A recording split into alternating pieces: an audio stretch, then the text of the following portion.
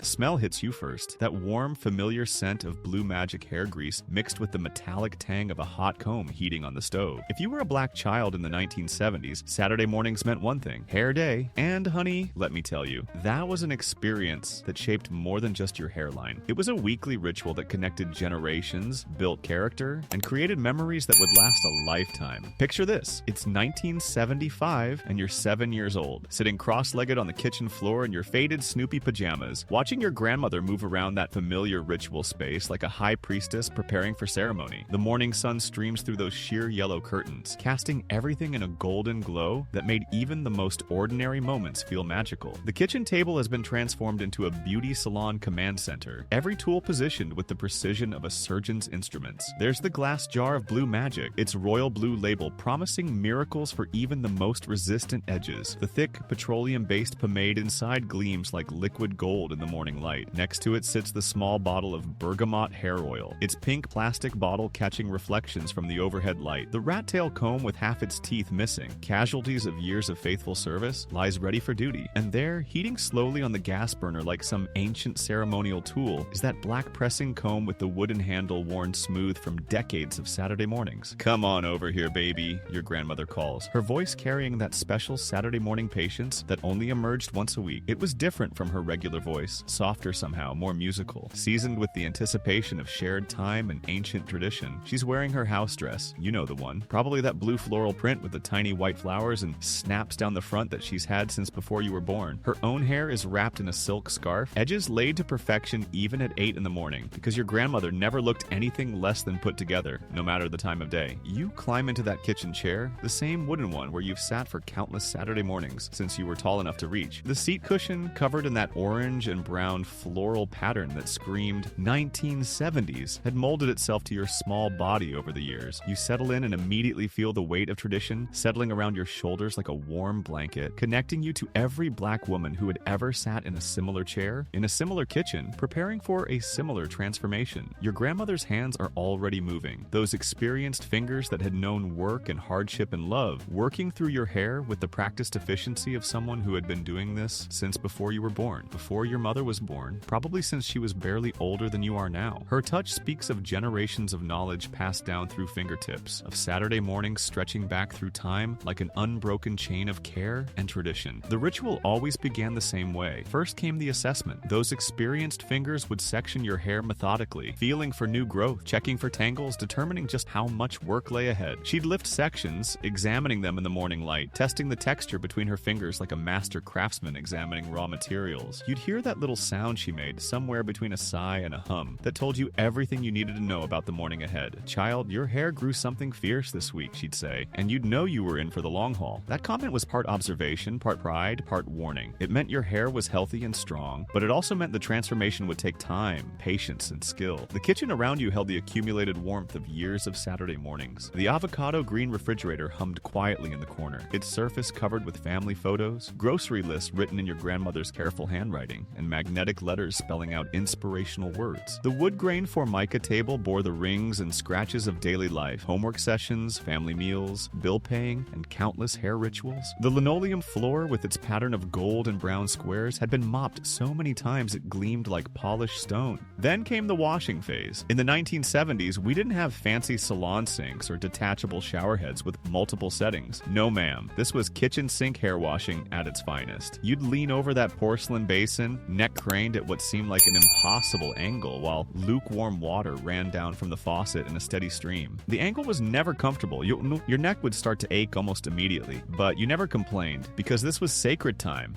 carved out just for you and your grandmother, and the ancient art of hair care. The shampoo was always something simple and economical. Johnson's baby shampoo, if money was good that week, whatever generic brand was on sale at the A&P if times were tight. But it didn't matter what brand filled that plastic bottle, because the magic wasn't in the product. The magic was in those hands, in the way your grandmother worked that lather through your hair with the tenderness usually reserved for newborn babies and precious things. Her fingers knew every inch of your scalp like a familiar map. They found the sensitive spots and worked around them gently, discovered the places where tangles like to hide and coaxed them out with patience instead of force. Those hands had washed your hair when you were a baby, had soothed your tears when other people's attempts were too rough, had taught you that hair care was an act of love, not a chore to be rushed through. The water would run down your forehead, sometimes sometimes managing to find its way into your eyes despite your best efforts to keep them squeezed shut. When that happened, your grandmother would reach for the washcloth she kept nearby, dabbing away the suds with the same gentle attention she brought to everything else. "Hold still, baby," she'd murmur when you tried to move away from the water. "We're almost done with this part." And you'd hold still because her voice carried that special authority that came from decades of hair washing, from knowing exactly how long each phase should take, from understanding that patience now would mean better results later. After the washing came the towel wrap, that rough terry cloth towel that smelled like Tide detergent and years of Saturday mornings, twisted around your head with the expertise of someone who could do it blindfolded. The towel was always one of the older ones, soft from countless washings in a color that had long since faded to something between beige and gray, but it did its job perfectly, soaking up the excess water while protecting your freshly washed hair. You'd sit there wrapped like a tiny urban priestess while your grandmother prepared for the next phase, her movements deliberate and unhurried. She understood that good hair care couldn't be rushed, that each step had its proper time and place in the grand symphony of transformation. The Blue Magic came out with ceremony. That thick petroleum-based pomade promised to tame even the most resistant edges, to add shine and manageability to hair that sometimes seemed to have a mind of its own. Your grandmother would unscrew that familiar blue lid and scoop out just the right amount. Never too much, never too little. The amount she chose came from years of experience, from understanding exactly how much your particular hair texture needed to achieve the perfect balance of moisture and control. She'd warm it between her palms first, rubbing her hands together until the pomade became soft and pliable, until it reached the perfect temperature for application. Then she'd work it through your damp hair section by section, her fingers distributing the product with mathematical precision. "This here's the secret," she'd tell you for what seemed like the 100th time, as if you were learning state secrets that could never be shared with unauthorized persons. You gotta work it in good, but not too much. Too little, and your hair gonna look ashy and dry. Too much, and you're gonna look like you stuck your finger in a light socket. She'd demonstrate as she spoke, showing you how to work the pomade from root to tip, how to ensure even coverage without creating buildup, how to pay special attention to the edges and areas that tended to be more fragile. These weren't just instructions about hair care, they were life lessons about patience, precision, and taking pride in doing things the right way. The pressing comb was heating on the stove during this entire process, that black metal slowly warming to the perfect temperature. No fancy heat settings like the electric pressing combs that would come later. No digital displays or automatic shutoffs, just experience and intuition guiding the process. Your grandmother would test it periodically on a piece of brown paper bag, listening for that slight sizzle that meant it was ready but not too hot. The brown paper bag was always saved from grocery shopping trips, carefully folded and stored in the drawer specifically for this purpose. When the comb was pressed against it, the paper would brown slightly and release that distinctive scent that signaled the proper temperature. Too little reaction meant the comb needed more time on the flame. Too much sizzling meant it was time to let it cool for a moment. "Turn your head to the left, baby," she'd instruct, and you'd obey without question. The first touch of that hot comb to your hair was always a moment of held breath, of trust and anticipation. Too cool and it wouldn't do the job, leaving your hair only partially straightened and requiring additional passes that could be damaging. Too hot and, well, every black woman has at least one story about burned ears or singed edges. Cautionary tales passed down through generations. But in skilled hands, and honey, your grandmother's hands were nothing if not skilled. That pressing comb was pure magic. Section by section, she'd run it through your hair, the metal gliding smooth as silk when the temperature was just right, transforming tight curls into sleek, straight strands that caught the light and moved with a fluidity that seemed almost impossible. The technique was an art form passed down through generations. The comb had to be moved at just the right speed. Too fast and it wouldn't do the job. Too slow and it could cause heat damage. The pressure had to be firm but not aggressive, confident but not careless. The angle had to be perfect to catch every strand without creating creases or leaving sections unfinished. The smell of heated hair and pomade filled the kitchen during this process, a scent so distinctly ours that it could transport you back to childhood decades later with just one whiff. It was the smell of Saturday mornings, of transformation, of love expressed through time and attention and skill. Mixed with it were the other familiar scents of home: coffee percolating on the back burner, bacon grease still lingering from breakfast, the faint sweetness of the magnolia tree outside the kitchen window. You learned to sit perfectly still during this process, every muscle held in careful control. Moving meant risking a burned ear or scalp, and that was a lesson you only needed once to remember forever. So you sat, statue still, listening to the gentle sound of the comb working through your hair, the soft sizzle as it made contact, the satisfied little sounds your grandmother made when a particularly stubborn section finally surrendered to her ministrations. Sometimes she'd tell stories while she worked, her voice creating a soundtrack to the steady rhythm of hair straightening. Tales of her own childhood, when her mother had done the same thing with the same kind of comb and the same patient hands. Stories of your aunt's aunts and cousins, of hair disasters and hair triumphs, of family lore that was passed down one strand at a time. Your great-grandmother had hair down to her waist, she might say, working the comb through your edges with careful precision. Finest, softest hair you ever did see. Indian hair, they used to call it, but Lord, was she tender-headed? It used to cry every Saturday morning like we was torturing her, but she'd sit there anyway because she knew how pretty it was going to look when we finished. These stories weren't just entertainment, they were history lessons. Genealogy presented through the lens of hair texture and styling traditions. You learned about ancestors you'd never met through descriptions of their hair, about family traits that showed up in curl patterns and cowlicks, about the pride that came with carrying on traditions that connected you to people who had died before you were born. See this little spot right here that won't stay down? She'd say, working on a particularly stubborn section near your crown. Your mama had the same exact spot. Drive me crazy trying to get it to behave. Some things just run in the family, baby. The edges were always saved for last, and they always required the most delicate work. Those tiny hairs around your hairline were the most fragile and the most visible, the frame that would showcase all the work that came before. Your grandmother would switch to a smaller comb for this phase, one specifically designed for detailed work around the face. She'd use a rat tail comb to part your hair with mathematical precision, creating sections so straight they looked like they'd been measured with a ruler. Then she'd take the smallest pressing comb and work on those edges with the concentration of an artist, putting finishing touches on a masterpiece. Hold your ear down, baby, she'd warn before working near your hairline, and you'd dutifully fold your ear forward to protect it from the hot metal. The trust this required was absolute. You were literally putting your safety in her hands, relying on her skill and experience to transform your appearance without causing harm. When it was all done, hair pressed, edges laid, every strand in its proper place, you'd look in the hand mirror she held up, and for a moment, you felt like a completely different person. Your reflection showed hair that hung straight and smooth, moving when you turned your head, catching the light in ways it never did in its natural state. The transformation was so complete, it was almost shocking. Now, don't you look pretty? Your grandmother would say, and you'd beam with pride, knowing that you looked just like the older girls, like the women on television, like somebody important and sophisticated. The compliment meant everything because it came from someone whose opinion mattered, someone who had seen beauty in you even before the transformation began. But the ritual wasn't over yet. Next came the careful instruction and maintenance, the bedtime wrapping that would protect all of your grandmother's hard work through the night. She'd produce a silk scarf, usually one that had been carefully saved and designated specifically for hair protection. The scarf was never the prettiest one she owned. It was usually faded from years of use, maybe a little frayed around the edges, but it was made of real silk because your grandmother understood that synthetic materials would undo hours of work in a single night. She'd show you how to tie it just right, not too tight because that would leave marks on your forehead, not too loose because it would slip off while you slept. The positioning had to be perfect, covering the hairline completely while allowing enough room for comfort during sleep. Your hair is your crown, baby, she'd tell you, adjusting the scarf with tender hands that had performed this same ritual countless times. You take care of it, and it'll take care of you. Don't never let nobody tell you your hair ain't beautiful just because it don't look like somebody else's. These words carried weight beyond their simple meaning. In a world that often told black girls that their natural features weren't quite right, weren't quite enough, your grandmother was giving you armor made of self-respect and cultural pride. The pressed hair would last through the week if you took care of it properly. You'd sleep in your silk scarf every night, carefully maintained with daily edge touch-ups using a small amount of blue magic and a fine-tooth comb. You'd admire yourself in every mirror you passed, running your fingers through hair that moved and flowed in ways that felt almost magical after growing up with natural texture. Monday morning meant unwrapping your hair carefully, checking for any sections that might have reverted overnight, touching up your edges before school. The other kids would compliment your hair, ask who had done it, want to touch the silky strands that moved like liquid when you shook your head. Tuesday through Thursday, you'd maintain the style with careful brushing and strategic use of hair oil, protecting it with scarves during playtime and making sure to keep your hands out of it during the day. By Thursday or Friday, you'd start to see the reversion beginning, especially if the weather was humid or if you'd been playing particularly hard at recess. Your edges would start to curl up first, those delicate hairs around your hairline announcing that your week of straight hair was coming to an end. The length might still be relatively straight, but your roots were already starting their journey back to their natural state. And you know what? You started looking forward to it, not just because you wanted your hair pressed again, but because you craved that time with your grandmother. Those Saturday morning hours when it was just you and her and the ancient rhythm of black women caring for black hair had become something you treasured, something that made you feel special and loved and part of something bigger than yourself. The kitchen would warm up from the stove during these sessions, creating a cozy cocoon against whatever weather waited outside. Winter mornings were especially magical when the heat from the gas burner combined with the warmth of the kitchen to create a refuge from the cold world beyond the windows. Summer mornings brought their own challenges. The extra heat made the process more uncomfortable for both of you, but it also meant windows could be opened to let in the sounds of the neighborhood waking up. The smell of the hot comb mixed with whatever was planned for breakfast, maybe pancakes bubbling on the griddle, maybe grits simmering on the back burner, maybe both. If it was a really good Saturday and the grocery money had stretched far enough. These breakfast smells became part of the hair ritual, creating sense memories that would last a lifetime. Sometimes your cousins would be there too, creating a whole assembly line of little girls waiting their turn in the chair. The kitchen would buzz with conversation and laughter, multiple generations of women sharing space and stories while practicing the ancient art of hair care. You'd all sit around in various stages of the process, one getting her hair washed in the sink, one sitting patiently while her grandmother worked the pressing comb through stubborn sections, one getting her edges laid with mathematical precision. The conversation would flow between the adults while you listened, absorbing family history and neighborhood gossip, learning the subtle art of black women's communication. These women spoke in code sometimes, discussing adult topics in language that seemed casual but was actually carefully crafted to share important information while protecting young ears from inappropriate details. Chili, did you hear about Mrs. Johnson's daughter? One aunt might say while working blue magic through her own daughter's hair, her voice carrying just enough emphasis to signal that this was important news. Which one? Your grandmother would respond, never missing a beat in her own hair work, her hands continuing their steady rhythm while her attention focused on the conversation. The one that moved up to Detroit to stay with her sister, or the one that married that boy from down in Mississippi? And on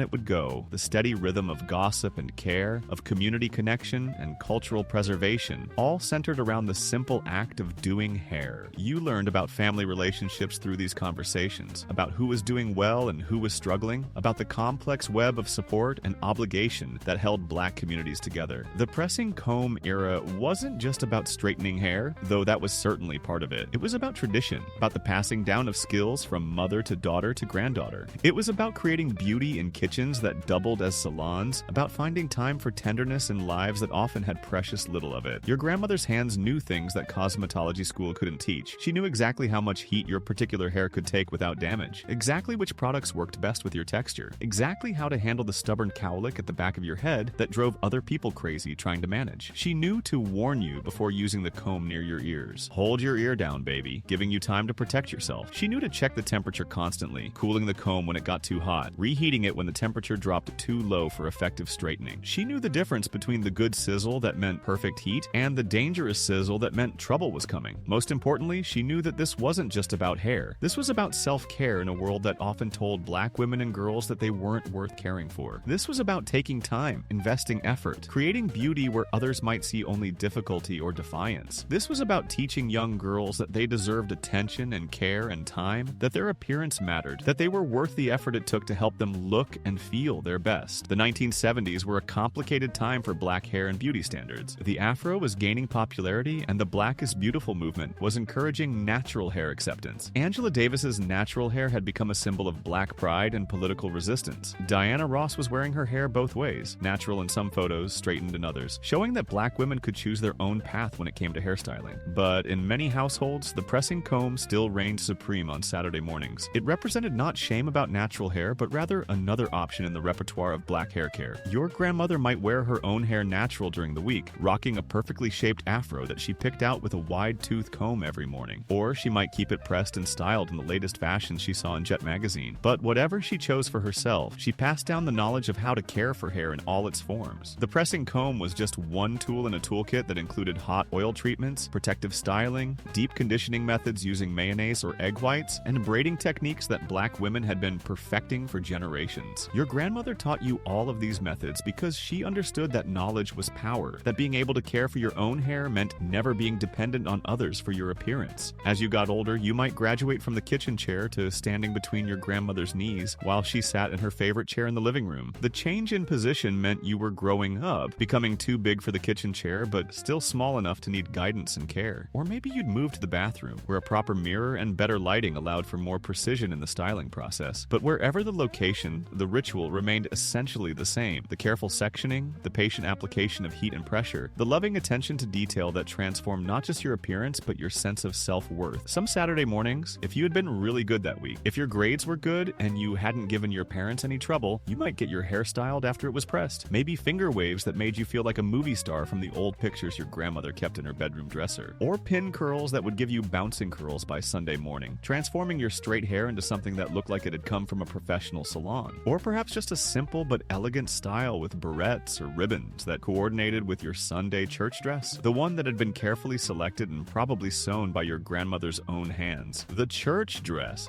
That was the ultimate goal of Saturday Hair Day. To be ready for Sunday morning service looking like you belonged to a family that took pride in appearance, that understood the importance of presenting yourself well in the house of the Lord. Your hair had to be perfect for church. It had to show that your family took pride in your appearance, had to demonstrate that you were raised right and cared for properly. In a world where black families often felt judged by different standards than their white counterparts, Sunday morning appearance became a form of armor, a way of demanding respect through impeccable presentation. Sunday morning, you'd wake up early, carefully unwrap your hair from its protective silk scarf, and marvel once again at the transformation that had taken place in your grandmother's kitchen just one day before. A few gentle brush strokes to refresh the style, maybe a tiny bit more blue magic smoothed over your edges with your fingertips, and you were ready to face the world. Walking into church with freshly pressed hair was like wearing armor made of confidence and family pride. You sat up straighter in the pews, smiled brighter when the church mothers complimented your appearance, felt more prepared to face whatever challenges the coming week might bring. Your grandmother would beam with pride as compliments came from other women in the congregation. "Doesn't she look nice? You sure did do a beautiful job on her hair." Those compliments weren't just about your appearance. They were recognition of your grandmother's skill, acknowledgement of the care and time she had invested in you, appreciation for the maintenance of cultural traditions in an ever-changing world. As the years went by, you learned to help with the process, graduating from passive recipient to active participant in the weekly ritual. First, you'd handle the simple tasks, warming the blue magic between your palms until it reached the perfect consistency, holding sections of hair out of the way while your grandmother worked on others, keeping the rat tail comb clean and ready for the next use. Eventually, you might even learn to use the pressing comb yourself, though always under the most careful supervision. Your grandmother would guide your hands, teaching you to test the temperature properly, showing you the correct angle and pressure needed for effective straightening without damage. "Not too hot, baby," she would caution, watching your every move with the intensity of someone passing down sacred knowledge. "Remember what I told you about testing it on the paper first, and don't you dare try to hurry through it. Good hair takes time, and time is what we got on Saturday mornings." The skills you learned in that kitchen went far beyond hair care. You learned patience, both in sitting still for hours and in taking the time to do things properly, the right way, even when it would be easier to rush. You learned the value of preparation, of having the right tools and taking the time to set them up correctly before beginning any task. You learned that self-care wasn't selfish, that taking pride in your appearance was important, that beauty could be created anywhere with enough knowledge, dedication, and love. You learned that traditions mattered, that the ways of doing things that had been passed down through generations had value beyond their practical applications. You also learned about the broader world through those Saturday morning conversations. While your grandmother's hands worked their weekly magic, she'd share wisdom about life, about relationships, about navigating a world that didn't always appreciate or understand black women and girls. "Beauty comes from the inside, baby," she might say while working on a particularly difficult section near your crown, her voice mixing instruction with philosophy. But ain't nothing wrong with letting a little bit of that inside beauty shine on the outside too. You carry yourself with pride, and other people gonna have to respect that. These weren't just words. They were life lessons wrapped in hair care instructions. Wisdom passed down through generations of black women who had learned to find strength and dignity in a world that often tried to deny them both. The pressing comb tradition created bonds that lasted lifetimes, connections between generations that remained strong even as times changed and new methods replaced old ones. Even after relaxers became popular in the 1980s, even after modern flat irons made the process easier and safer, many families continued some version of the Saturday morning ritual because it was about so much more than just straightening hair. It was about connection across generations, about maintaining traditions that linked you to your ancestors and gave you a sense of place in the long line of black women who had come before you. It was about carving out sacred time in increasingly busy lives to focus on care and beauty and love, to prioritize relationship over productivity. Years later, when you had daughters of your own, you might find yourself recreating that same scene. The kitchen transformed into a temporary salon, the familiar tools laid out with the same ceremony your grandmother had used, the patient hands working through young hair with the same careful attention that had been shown to you. The smell of blue magic would transport you instantly back to childhood, to Saturday mornings filled with stories and laughter, and the gentle sizzle of the pressing comb doing its work. You'd find yourself saying the same things your grandmother had said, passing down the same warnings and wisdom, creating the same sense of ritual and sacred time. "Hold still, baby," you'd say to your own daughter, the words emerging automatically, connecting you across decades to your own grandmother's voice. "We're almost done with this section." And in that moment, standing in your own kitchen with your own daughter's hair in your hands, you'd understand fully what your grandmother had given you all those Saturday mornings ago. It wasn't just pressed hair or perfectly laid edges or beautifully styled curls. It was love, translated through touch and time and tradition. It was knowledge passed down through generations of women who understood that caring for hair was caring for self, and caring for self was an act of resistance in a world that often demanded Black women make themselves smaller, less noticeable, less demanding of attention and care. It was community, created in kitchens and living rooms and wherever Black women gathered to share the ancient art of making beauty from whatever tools and products they had available. It was resilience, demonstrated through the simple act of taking time to create something beautiful, even when life was difficult, even when money was tight, even when the world outside seemed hostile or indifferent. The pressing comb may seem like a relic now, replaced by modern tools and techniques that promise easier, faster, better results with less risk of burns or damage. But for those of us who remember those Saturday mornings, who still carry the sense memory of hot metal and blue magic, who learned about love and tradition and self-worth in kitchen chairs across America, it will always represent something irreplaceable and profound. It represents a time when beauty was handmade, when traditions were lived rather than just remembered, when the simple act of doing hair connected us to our ancestors and prepared us for our futures. It represents the understanding that care takes time, that love is expressed through patient attention to detail, that the bonds between generations are strengthened through shared rituals and passed down knowledge. So when you smell that familiar combination of pomade and heated metal, when you see a rat tail comb or a jar of blue magic in an antique store, when you remember the feeling of skilled hands working through your hair with infinite patience and unconditional love, remember this: you were part of something beautiful and important and lasting. You were part of the tradition that said Black women and girls deserve care, deserve attention, deserve time and effort and love. You were part of the community that refused to let busy lives and difficult circumstances stop them from creating beauty and passing down knowledge and nurturing the next generation with the same care they had received. You were part of the Saturday morning ritual that shaped not just hair, but hearts and minds and futures. And that, honey, is something worth remembering, worth celebrating, worth passing down to the next generation in whatever form feels right for these times. The pressing comb may be gone, but the love it represented, the care it symbolized, the traditions it maintained, those live on in every Black woman who takes time to nurture herself and others, who understands that beauty is not vanity but self-respect, who knows that traditions matter and that the ways our grandmothers showed love still have value in this modern world.